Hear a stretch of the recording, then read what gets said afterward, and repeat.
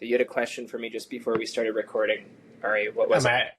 I am I allowed to drink my coffee as I do this? We'll have to let the two potential viewers that we have of our first episode decide. So Yes.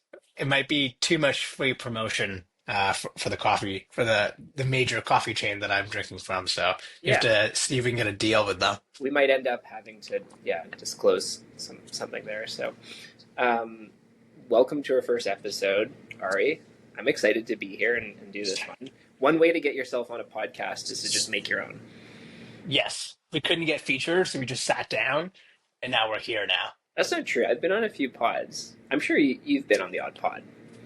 I've been on one pod. Yeah, It was like 3 years ago, yeah. and I think it got like maybe like 50 views. So I think we're gonna crush it this time. All right. Yeah, I think you're right. So, I mean, I know why I wanted to do this pod, but why did you want to do the pod? Well, I think wanted to hear from people that are actually working on the admission side of things and see thousands of students coming in and who are trying to navigate the admissions process, navigate this stressful period of becoming a young adult, and share some of what we see that's working and just kind of our story as well. Yeah, I think for me, I'm talking to students all the time. I'm talking to people who are talking to students all the time, and there's some like trends and I think probably like mistakes or misconceptions that students are making or misconceptions that students are having that could easily be remedied with a little bit of information, a little bit of insight, and I want to share that a little bit, some of the things that we come across, and yeah, also just talk to the people, make sure that people know the little kind of insider things that we know that they don't necessarily need to be insider things, right? They can actually just be things Yeah. that can really help students out and parents because they're kind of like co-pilots navigating this whole thing, right? Yes. There's a parent, the second viewer of the two. That's exactly how I feel. But what are some of those things that you did want to cover? I know I've got some that I think are common misconceptions that students have about the whole process, really. Okay, here's one that I didn't actually realize was such a big thing until I started talking to really the best students, like the top students that get into the most competitive programs. And it's the one we get asked about and is probably the biggest misconception is when to start. When do you Right. start on this whole process? And I always ask the question, and students always go, oh, I don't need to start. It's not grade 12 yet, right? And I Yeah. go, no, like if you have these big goals, then there are steps you need to be taking right now. And I think that's probably the biggest misconception. But I mean, I don't know, that wasn't a misconception for you. You got started early. Like, I don't know, what's the disconnect there?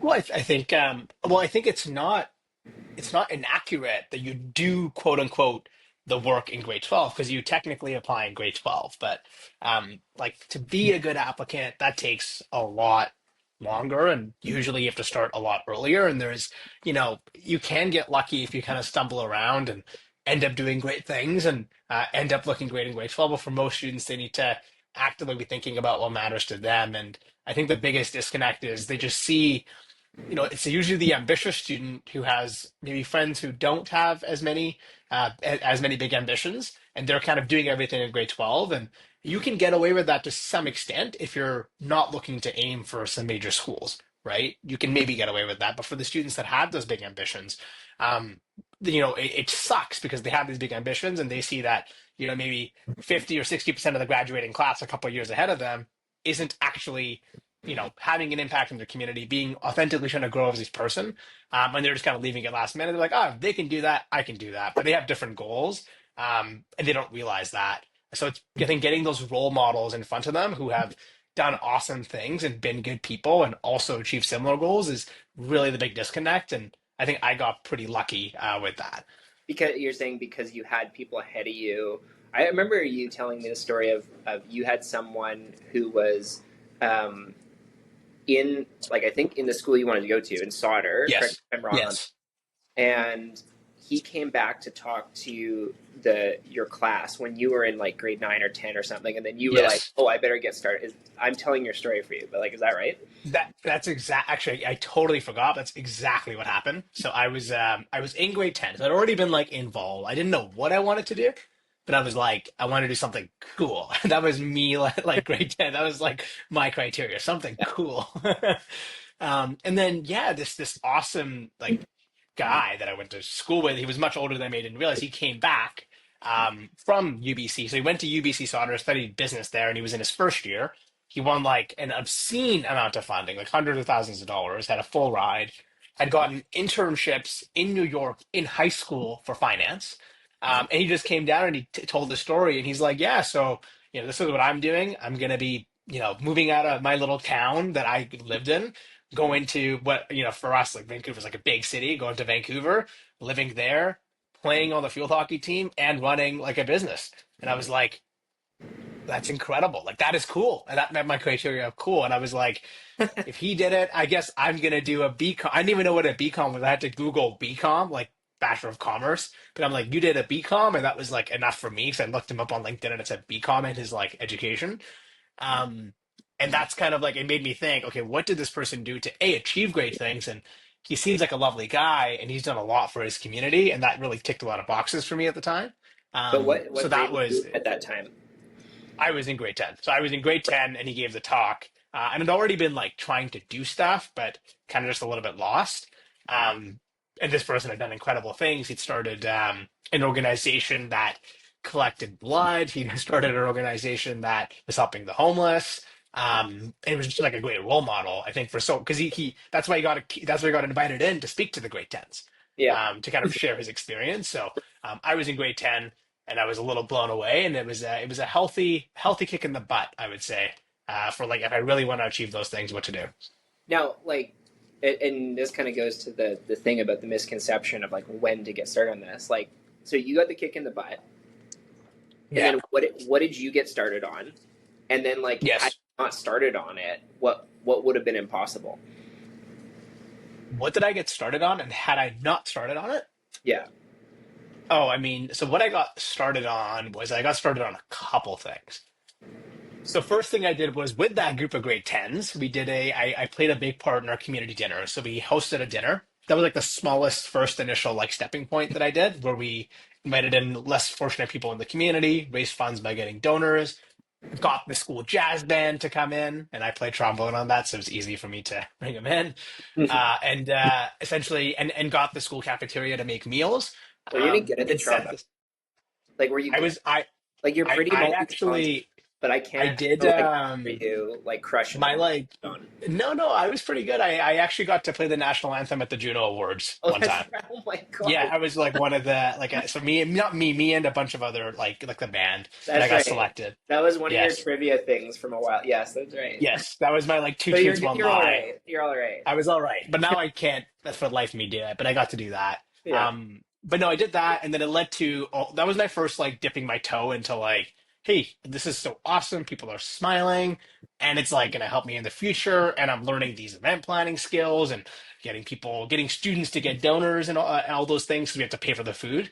It led to that, and then from there, I met more like-minded people. So we created a nonprofit that I was a part of that was connecting students from different schools to come together and make events, and a few other like initiatives that I started later. But the big one for me that I've been excited about, and I did all up until even in university, was the nonprofit before handing it over to one of our students. But that was pretty exciting for me. Yeah. So that was grade 10, and now like you you got into UBC, but like it's not just UBC that does this. Like Waterloo's AIF, Queen's Yeah, Activity Tracker, when they are actually looking for your extracurriculars, they have, you know, a date started, frequency, yeah, description of activity, uh, yeah. like detail. What am I missing there? Like those are the things that you could actually fill in because you started in grade 10. Yeah, I think it's start date, end date, frequency being daily, weekly, biweekly, monthly, quarterly. Because yeah, sometimes you do an event once a year. Maybe you're a volunteer there, right? Hmm. And then a description of what you've done. And I think it gives you five options for those. So it's a little overwhelming when you look at it and you're like, okay, so I did this thing one time, and you got to have five of those, and it can look a little sparse if you're not ahead of it. Yeah, and I think like it's like becoming a doctor, right? Like I think most people do know that like if you want to be a doctor, you need to go to do your pre-med first and then you become Yes. like then you go on to medical school, right? And they understand that there's like these steps and it's actually a very long journey. But Yeah. what I think where the misconception comes in is that people think that like grade 9, 10, and 11 when is really like critical for actually your pre-med. It's almost like your pre-med for your pre-med in a sense, assuming that Right. the program that you want to go to is very competitive.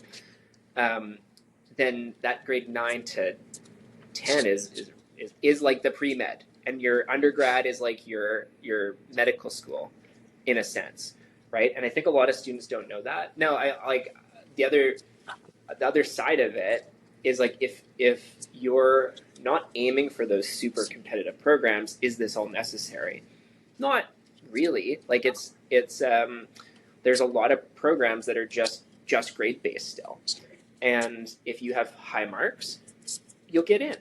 And those Mhm. are but those are not like the schools that are the super competitive ones. And so like go through because you've done a lot of the research. I know I've helped you with Mhm. it a little bit, but like what are those like top key programs in Canada that students are aiming to get into that are super competitive? I mean, I think it varies kind of field of study by field of study. Yeah. But if you're looking at the sciences side of things, McMaster Health Sciences is fantastic because it has such an awesome McMaster Health pathway to Sci medical school. Yes. is like, and then what's the acceptance rate to that? Like year to year? Of course, it varies, and we always work off of what we have publicly available. So we're not at McMaster, so we work with what we've got, but it looks like it's between like we'd say 6 to 10%, give or Yeah. take. So very, very competitive. I would want to say, and once again, read our like blog, and it changes every year, but I want to say it's 240 spots. Yeah. Um, yeah, so don't fully quote me on that, whoever's listening at home, but check it out, confirm. But I want to think it's something around that. And then Waterloo for engineering. That's a big Yes, one. and computer science, computer engineering, anything engineering, computer science, and Waterloo. And Its co-op program is just so good. It's just so good. okay, well, we'll touch on all these things. What other ones would we touch on? Say commerce and health science at Queens, and really anything at Queens, but commerce and health science and engineering Yeah. are strong there. U of T is a strong school overall, number one school in Canada, um, Hmm. and UBC is another kind of overall strong school. Um, Yeah. Most commerce programs are quite competitive. Commerce, engineering, pre med are like the three most competitive um, Yeah. undergrads. I'd say. Would you agree? Yeah, totally. I think commerce, like business, engineering, computer, and like just engineering, but all. And then yeah, pre-med, especially because we don't have technically a pre-med in Canada. So like you kind of have to like Figure it pick out. something that yeah, you kind of have to pick something that feels like a pre-med to Yeah, give yourself the best shot, and that's what makes the McMaster Health Science program so special. It's like not a pre-med because we don't have a pre-med in Canada officially like they do in the States, but it acts as a pre-med to prepare students in a way that not many programs will. It's why UBC is also great for that. I would say those are probably the most competitive, and there's some like specific ones like um, it also comes down to profession you want to have because even certain like psychology programs, you want to be a therapist, you might want to go into specific ones that have advantages. Um, and that's important. The other one I think you're missing is architecture. I think it's a yeah. niche thing, but like it's a niche thing that not many students are sure they want to do, but there's only a couple hundred spots like for a lot of at a lot of these schools, and some require portfolio, some don't. A lot don't even offer it as an undergraduate program. So for the few that do, like U of T comes to mind, there's a lot of students vying for that because you get to get ahead of it pretty early. So that's one that comes to mind. I think people overlook architecture sometimes, but It's there and it's very competitive. I think another one too is nursing is popular, however, and competitive. However, there's also lots of nursing programs around. Whereas, like Yeah.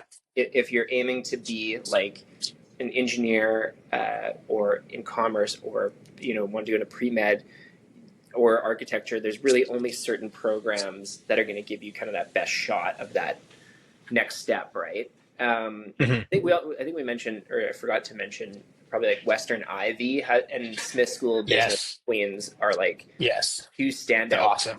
right? They're awesome. Yeah. And like they're standout. And I think what people, we always kind of get the question of like, what makes a standout? Like, what is a standout program? Like, what does that even mean? Why is that program good? And some Mm-hmm. of the key statistics that most families we speak to value, it's like employment rate, it's Mm-hmm. starting salaries, it's co-op placement rate. And that's what makes a program good. And that's what makes it so competitive. And those three schools you mentioned, Western Ivy, U of T Rotman, UBC Sauder, Waterloo Engineering. They have incredible, like Waterloo Computer Science, incredible co-op placement rates. So you're graduating with experience, which increases your earning potential. And that's really what we define as like good. And that's why people are competing so much for those programs. And like I don't think now for those that are like watching, you might see I'm Hopefully somebody's older. watching. Yeah. Well, you might see I'm much older than Ari, so I'm about 11 years older than Ari. So, when I was going through this, I didn't know any of these things. In fact, like I remember sitting in my I think grade 12 class, and I had really high marks. Most of my extracurriculars were focused on hockey. I was an elite hockey player. I ended up playing professional hockey, so my time was just fully consumed by hockey. And my mom was a teacher and pretty up on it, like pretty up on things. And this is kind of like Facebook was coming out, right? So that's like the stage of the internet that we were in. Like literally, I think I was in grade like 10 or 11 when I signed up in the school library, and I was ahead of them blocking. Like they hadn't yet blocked it. That's how early Facebook was. You know what I mean? So, but I remember sitting in my grade 12 classroom, and an announcement goes over the PA, and they go, "Congratulations, so and so, on winning the Schulich Award." And I was like, "Oh, that's cool." I'm like, I don't know what the Schulich Award is, and it's like this $100,000 award for people that are wanting, or people that are wanting to study STEM in school. And I was like, I just had no idea. And it's like same for like oh, engineering would be like a good career, and like here is a Waterloo is a good program for that. I had no idea of those things. So Mhm. I think it's important that like students know of these top programs and what makes them a top program, and Yeah. like why you want to go there. And one I wanted to focus on was McMaster Health Sciences. So what Mhm. makes McMaster Health Sciences so special, Ari? What makes it super special is so when you're applying to medical school, you're doing an MCAT and you're doing a Casper. Casper's sort of like it's sort of a test for your aptitude and like your emotional intelligence a little bit. It's not And, a, I would say that's a layman's terms. Sorry, say that again. and ethics too. Ethics, exactly. So when you're applying to medical school, you're looking at, MCAT, Casper. The way McMaster Health Sciences has structured their program, it's really impressive because you're not in medical school, but you get to practice being in medical school without like, you're obviously not doing the exact same things, but the way they run their classes, the type of presentations do you do, the type of assignments you do, essentially just have you almost practicing for the MCAT and the Casper test without you even knowing it. It's like you're in this incubator and everything you do is structured in a way where you're prepping for those. So when those roll around, it's not like you don't have to study and prep outside of your usual schoolwork, but it's so much more natural to those students than somebody who's in, say, just another program trying to do the MCAT and Casper. So you have this unknown, you don't even know you have an advantage till you start doing it. And you're like, this feels very familiar because the way you're actually answering questions, the way you've been presenting for years now, for 4 years, it's how the tests are actually structured. So their acceptance rate to medical school is a lot higher than other programs. So what's this? I think you were telling me the other day. Like, what's the stat on that? It's something like 4% or 5% of people that do your like typical pre-med are being accepted to medical school, whereas McMaster is something like, and again, this is based on our public data. You say something like 40%? Is that right? Yeah, like give or take, it's like almost, once again, anecdotal in from what we've got available. It may change, and McMaster knows best. Give or take, I would say 30 to 40% of those students end up getting into a medical school that are applying. Now, of course, it varies year by year and factors change, but it's the main thing is it's significantly higher your odds of going to medical school out of that program than say any other program. A lot of that is the type of person that goes to that program, but also speaks to the strength of the program itself. Yeah, and I think one of the funniest things about McMaster Health Science is it's a it's a huge. This is what students always mess up. Is it's not a show, it's a tell. Or sorry, it's not a tell, it's a show. It's like you can't just say I have empathy or I'm a critical thinker. You need to show it. So Right.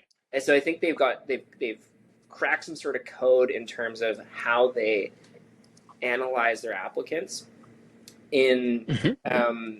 because they seem to do a much better job.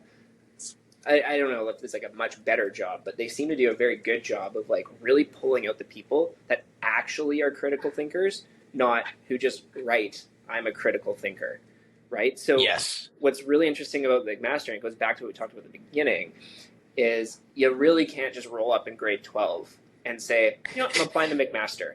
And that is just not possible. You actually there's like actual fundamental skills, not just like experiences and things you put on your resume, but actual Yeah. skills that you need to develop. And the only way you're going to develop those is by doing the right activities, putting yourself in the right challenging situations. That's going to enable you to answer the questions that they have on their supplemental correctly. And I was talking to one of our advisors yesterday about the McMaster, and she said it's like a puzzle. It's like this puzzle that you have to unlock because you typically have a choice of which question to answer, and it's very brief. And Yeah. most students applying to medical school or pre-med, wanting to go into medical school, have this huge resume. And if you Yeah. choose the wrong thing to write about, it's game over, right? Like, Right. and it's like this weird thing where it's like you'd expect someone who has more and does more to just get in to McMaster, but that's not the case. You have to select the right thing to write about and Yeah. properly demonstrate the skills that you have, and and it's this inverted thing with McMaster too, right? Lower acceptance rate, really high standards, but then much Mhm. higher into medical school. So that's kind of like the why behind it. Um, Yeah. the other cool thing too is with McMaster. I don't know if you um, touched on this previously, but like you can, not a guarantee. It's not the way it's designed, but for the very, very, very, very, very, very top students, you can shortcut the your undergrad by doing 3 years of your undergrad and going into medical school instead of the typical Yes. 4. That Yeah. is Yeah. not 100%. that is not at all a guarantee. That is a very that is the elite High of the performing student. yes, the high Yes. performers of the high performers. Yes, it's a common misconception that you have to wait till the end of the 4 years to do your MCAT and really be applying to some of the medical schools. Um, but there's students at McMaster, for example, and other top schools that who are really on top of it. Like you have to be a top performer, who actually do often actually get a placement at the end of year three. Yeah. And actually do that application process, and they basically in many ways save themselves some time in a year or so in that process, and can go to school right after that. So yeah, totally. Well, and speaking of that, it's a tough economy out there. Students are like new grads are having a hard time Hmm. finding jobs right now. Yeah.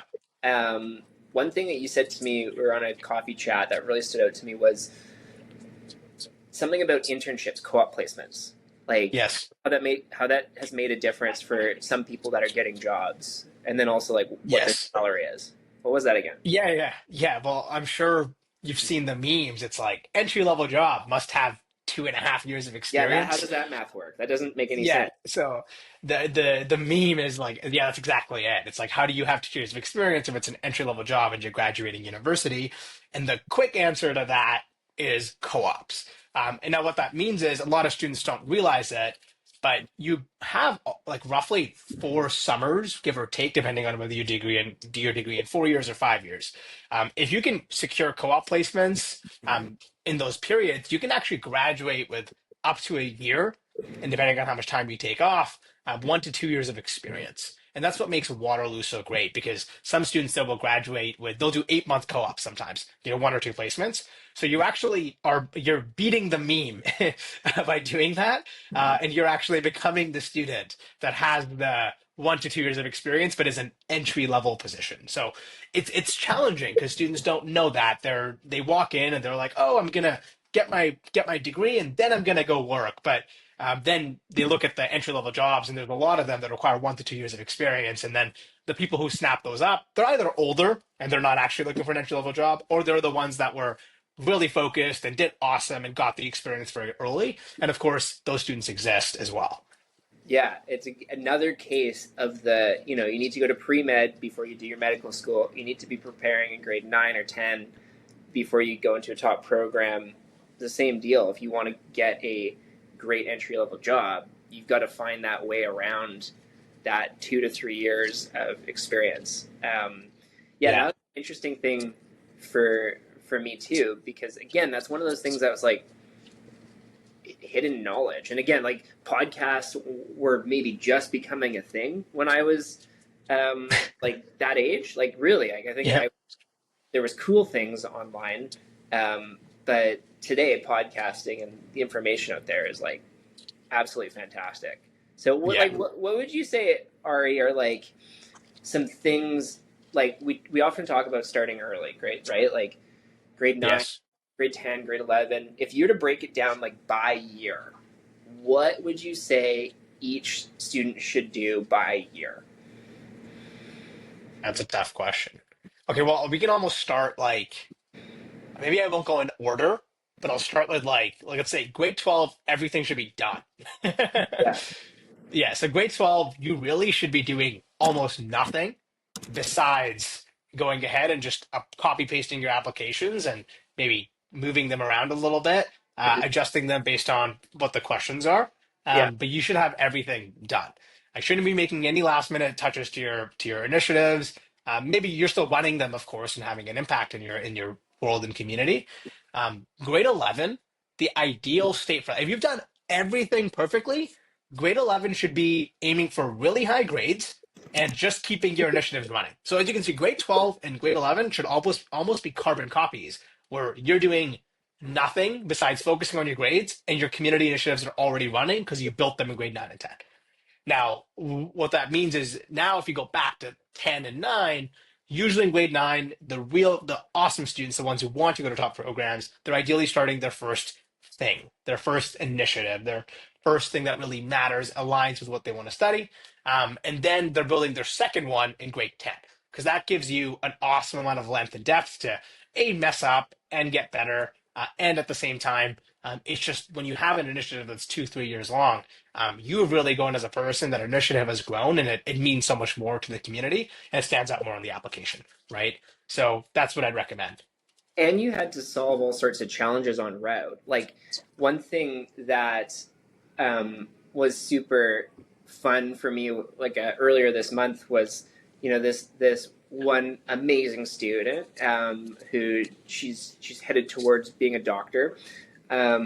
She started her own initiative, and then she also was like a leader of another club, and at the same time, and she was having to like balance these two priorities. And we talked about, hey, how can you recruit and then delegate and like actually fulfill on both of your commitments? So these are like little things that like came up out of her trying to achieve big things. And like she actually had to develop skills to tackle that challenge, to like cope with it. And those are Yeah. like actual skills that then can be discussed on an application. Now, if you don't try to do these things, like if you don't actually literally take these initiatives, That doesn't happen. So I like what you say about like grade 9, ideally you're starting your first thing. Grade Hmm. 10, you're ideally starting your second. And then grade 11, you're really focused on continuing to run it and maintaining your marks. And then also like that summer between grade 11 and grade 12, we're tweaking our applications. We're getting those ready to go. So grade 12, we're just handing them in and you're keeping your grades super high, right? Hmm. Yeah, that's the program, right? Yeah, that's the ideal way of doing it, right? And I think people hear that, and sometimes students get stressed, like I don't have my initiative and such done, but um, you know, you just gotta do it We just got and to like start. get to work on it. Yeah, Yeah, like exactly. You just gotta start. well, and it's amazing because the first step is often just like can be as small as just asking a teacher to start a club, right? And it's like Yeah. some schools you have to fill out a form or whatever, and that's the first step. And it's like but one step does lead to the next, and 6 months, 12 months down the line, it actually ends up being quite an impactful thing. It's quite a amazing thing when you start small, but you can't cram that in to your last 3 months prior to applying to Queens or U of T or Western, right? It doesn't work. Yeah, yeah, totally. And I think like what a lot of students miss is a lot of students come to us and they're thinking kind of transactionally. They're like, I just want to get into a good school. Yeah, I just want to get into a good program, and like that's all that matters. And then they realize that good programs are looking for great, well-rounded people, and great, yeah, well-rounded people come from, are developed by doing unique things and facing unique challenges, and by trying to better your community and push yourself, kind of how we said like earlier and sooner. You actually become the person that does great things, and also you learn a lot of great skills along the way, and you like naturally are deserving of that spot because you stand out, you're competitive, and you're like as a human being more capable, and the same skills it takes to start initiatives, get people involved in it, kick things off, do something that matters, while managing your grades, and as you mentioned, starting small. It's the same skills it takes to like succeed at university or eventually be applying for a job, or thinking, what do I need on my resume now so 2 years later I can go for the role that I want. It's the exact same sort of thinking, and the skills are very transferable, and students miss that sometimes. And the ones who do it, then they usually find it easier years down the road as well because they've kind of practiced that type of thinking and have become that type of person. well, I think that students. I mean, definitely when you're like looking at other students, and like there are students who like know how to game the system, right? Or like try to game this. Maybe they don't know, but they're trying to game the system, and they're just like, what do they call them? Like resume stuffers or whatever. People are just like, I'm doing it for my resume, doing it for my resume, doing it like you know what I mean. Those kind of people, they will be. Listen, they're going to be successful. They're obviously ambitious. They're obviously working hard. But these like top programs, you said it really well, is they're looking for like good like quality people who are not just in it just to like make their resume look good. They're in it to actually make a difference in their community, make an impact. Because listen, these people are going to have like really important careers, right? Like if you're an engineer and you're designing a bridge, like you have a lot of responsibility. You can't be gaming Yes. the I system. hope you do a great job with the bridge for my own sake. Exactly, right? So, or like, you're a doctor. That's a massive responsibility. You're saving lives. So that those kinds of things, like these schools are filtering for that, and they find ways to do that, and they're very good at it. They've been doing it for years. Yeah. It's there's no hack. You have to be the person that's going to do great things, and that'll naturally lead to it. And it's the hard truth for a lot of students. They're looking for a hack or a quick thing they can do, and the reality is you have to grow into the person that is deserving of becoming that person and being at those schools and in those awesome programs. That's a good line. You should. That's a T-shirt line for you. Like, get a T-shirt, Yes. the Ari Pander T-shirt. Yes, with that on it. Maybe next time, maybe on the next pod. Yeah, sounds good. Well, I mean, the listeners can let us know if they want the whatever that quote was, if they want Yes. it on a T-shirt, and we'll send you a T-shirt with that if you get a hold of us. So If um, somebody actually goes out of their way to ask that and send us an email, I'll we'll send you. we'll actually, yeah, to like one person, we'll send you actually a t-shirt. Okay, yeah, all right, and it'll be designed by Ari too. Sure. I'll do that. Yeah. So like when back when you went through our program. And so like I don't know, maybe give a little bit of insight. Like you initially went through our program, and then we hired you on a. Speaking of internships, we hired you on an internship, and then now Hmm. you're in the business running it, and like doing all sorts of stuff, and now impacting more students and helping reach more students Hmm. like yourself.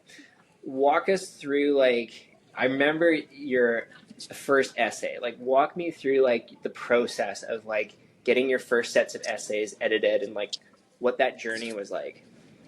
Yes. So when I submitted my first essay, it's before they killed provincial exams. I think I was the last year they had provincials. So I submitted my essay, and at that point, I got like in the top 5% or something in like the province in like my mark. So I thought I was like a hot shot at writing. So I submitted my essay and I got like a 2 out of 5, and that like hurt my soul. Um, and then yeah, you just realize it wasn't until I got to university and I did like a business writing course because I studied business, and I was like, okay, like this is how you write, like about professionally conveying your skills, and this is how you write. It's just so different from the prose and creative writing and such that you do in high school. And that's I got a 2 out of 5, and it took me a lot of iterations to, I would say, master the voice, and learn that skill of professionally promoting myself. I guess you could say shamelessly professionally promoting myself and what I've done. And that took a lot of iterations. Yeah, and I think the biggest thing is I remember from again much longer for me than you, but like English class, and again our version of GPT at the time was the right click thesaurus lookup in Microsoft Word. Like Google Sheets wasn't around yet. Microsoft Word, like 2003 was, even though it was 2008 or 2007, was like 2003 was the latest version. I don't know why. Microsoft's antitrust stuff was going on, so they weren't innovating on anything. And like, yeah, like I'd take a word, there'd be a word like, I don't know, happy. And then I would just go right click it and go to thesaurus, and then it would say gregarious or something. And then I'd replace that word. And so I just tried to get the biggest words possible. And then I got great marks. Like, I don't know what the English teacher was doing it, but they were marking based on syllables per word. And that was English, right? That was English. Yeah. But and I still see students doing that today, like a young Jason, you know, just trying to fill it with the most complicated words, and I'm like, these people who are reading all these application essays, they're reading like hundreds a day. Like it's like there's a lot, I don't know, at least dozens a day. Like they're reading a lot, so if they can't understand what your message is about you or what you're trying to say because they're like busy trying to figure out what your word means, you don't get a you don't there's no hope of actually getting your message across of who you are and why you're the right person for this school, right? And so that's a Mhm. huge thing I see is students just jamming that through. Anything else that you see that students make, like mistakes and Oh, stuff? I mean, oh, there's all sorts. I think it's a big one just thinking, and it's usually the students who have great ambitions. It's thinking that, hey, my grades are going to get me in. Yeah. And it's, a student who works so hard and they have such an awesome average. And like we said, there's still some grade-based programs out there. That's cool, right? That's awesome. Um, but then they apply and sometimes they don't get in, and it's the worst. It's so sad because they clearly care. They put in so much effort into having this super high average, but we talked about it. You have to be a well-rounded individual, right? And when I say that, I'm not saying don't get good grades. Sometimes students are like, oh, you're telling me I can just do stuff in my community and not get good grades? It's like that's not what we're trying to say. We're mainly just saying it's like you have to become the person that school C is going to have an impact 5 years after you get in there and leave, right? And that's somebody who is skilled at many things and has good grades, not just has good grades and doesn't know how to convey themselves, right? So that's a big one, and I can't stress it enough because there's some student out there who's younger and earlier in their journey, and they're like, I'm just gonna just focus on my grades and do that. Keep your grades up, but see how you can develop yourself. See how you can have an impact in your community, and it'll go so much further. Yeah, and like on the flip side of that too, it's like you also can't just be, because we talked about it, like, oh, you have to be a good person, right? Like, it's, you also can't just be like in your community, make an impact, and like to be selected. I'm talking about like with the goal of being selected, and then Yes. not able to communicate what you did or position Yes. your narrative and like do a good job telling your story. Yeah. Storytelling is such an important part, such an important skill. I think all the time, but I think especially in today's day and age where there's so much information, there's so much data, there's so much facts, right? Yeah. Well, people need to grasp onto a narrative to understand what is going on. So you're like one of your first challenges in storytelling is telling your own story. And Yeah. it's a hard skill. Like it's not easy. Yes. There's all sorts Yes. of Well, fun there's the that come up with that. Like um, you don't want to boast. Or maybe some people do. Maybe they do really want to boast. But like for me, I didn't want to boast, but I was like, well then how do I don't know, I couldn't strike that balance at the time. Um, not like I ended up doing so, but I was like it was very effortful. It took a lot yeah. of work to get that right. How do you feel about that? Yeah. I mean, how I feel about that is, I mean, yeah, storytelling is a it's a skill that you have to have if you're going to be just a valuable skill for life. If you're competing for anything competitive, whether it's a career, whether it's a spot at a great company, whether it's a great program. And I don't know if you heard the story of the student. He ran a $30 million company, and he's in high school, which is insane. So he's already miles smarter than myself times like a million. And he didn't get into like a bunch of these Ivy Leagues. He got rejected from like it was like he applied to 30 and he got into like two. Mm-hmm. And he like posted about it. And I think it just goes to say that's an incredible human being, right? And he's done probably so many things well, and he's going to continue having an awesome life. But that ability to convey why authentically things truly matter and where you're going, that ability to storytell is so important. And it just goes through. You can have the perfect resume, the perfect grades, but you can't put bullet points on your application. You have to be able to craft a story that matters, and it'll serve you in each area of your life, right? Speaking, what do you think of that guy who charges $750,000 a year to to families to help them get into I, Ivies? I think yeah, I think it's kind of crazy, but good for him. He exists. So I don't know. Maybe he's doing some awesome thing, but I don't know. What do you think? I think you know, I think with ChatGPT, MIT OpenCourseWare, Google, it's popular to say, "Oh yeah, education's irrelevant." Like, or Yeah, like, but like the thing is like, I remember about since the time I graduated, which would have been like high school for me was 2008 when I graduated. That's been yeah, a narrative since 2008. So how many right. is that? Like 20 years almost. It was like, Yeah, oh yeah, or university's toast. And in that 20 years, like I haven't seen it. I haven't seen the demand for education drop. In fact, I've probably seen it intensify. And it's really interesting because I think that what education is in today's day and age is it's a lot of things, but I think one of it is economic security. And if parents are wanting to create economic security for their kids, helping them with their education is one of the best things to do. It's not a guarantee by any means. Like there's lots of, I'm sure Mm, you can find a million gajillion articles out there of someone who went and got a fancy degree and now works, I don't know, doing something for minimum wage. Like I'm sure those are articles and narratives out there somewhere. But I think on the whole, education is like a good like safety net. It's a good way to it's like an insurance policy. It's also good branding, right? Like it's nice to say, oh, I went to this school and this program, right?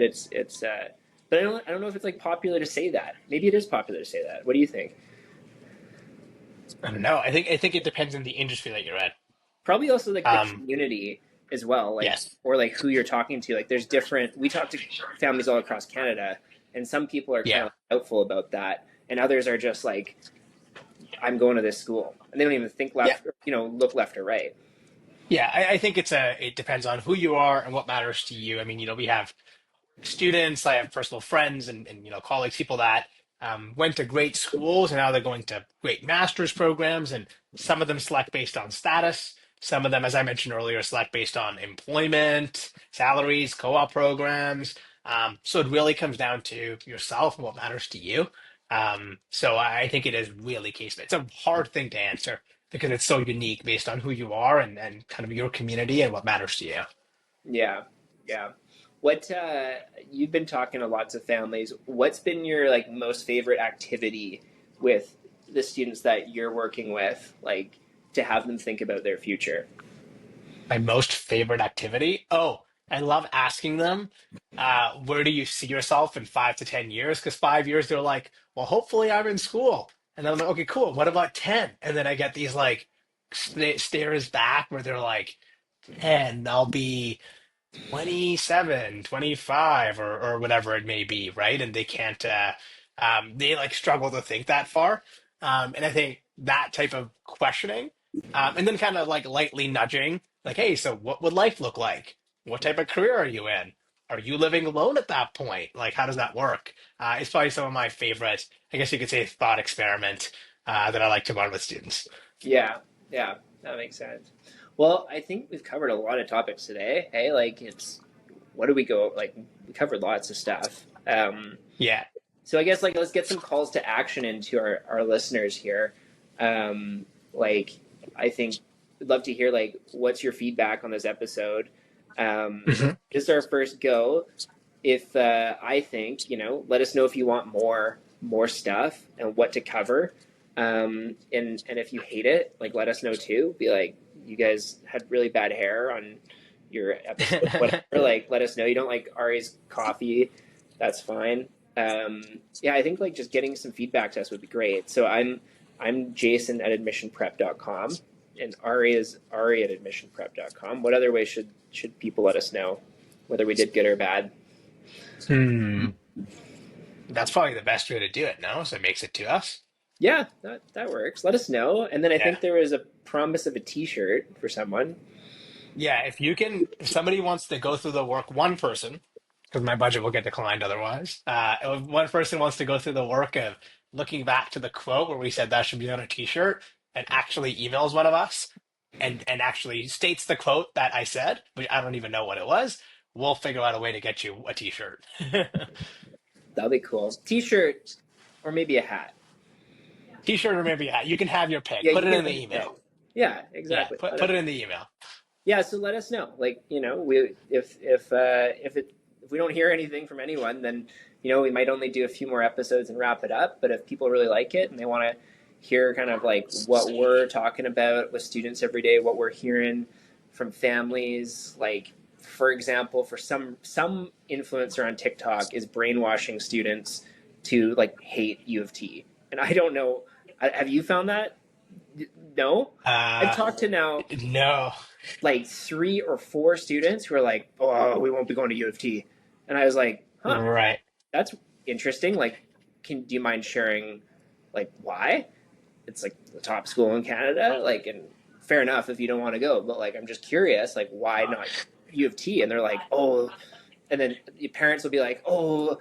There's this TikTok influencer who's telling people not to go to U of T or something, and I'm like, oh my god. So anyway, we could dive into trends like that and try to figure out what is going on there because I'm trying to figure it out still, but maybe the people want to know. Yeah.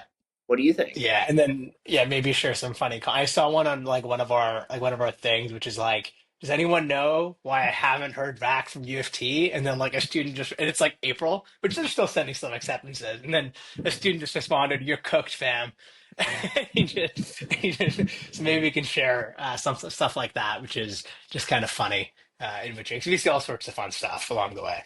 Yeah, yeah. I mean, it's it is serious education, but I mean, you can have fun. What's the point if you're not having fun?